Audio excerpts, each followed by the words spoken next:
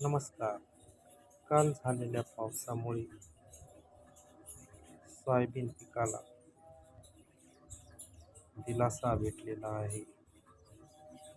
आपण पाहत आहोत हा सोयाबीनचा प्लॉट. सोयाबीनला लागलेल्या शेंगा कालच्या पावसामुळे शेतकऱ्यांना पाणी भरण्याची गरज नाही. सोयाबीनच्या शेंगा आता उगण्यास मदत होणार आहे. काल भरपूर प्रमाणात पाऊस झाल्यामुळे सोयाबीन पीक हे चांगले येणार आहे.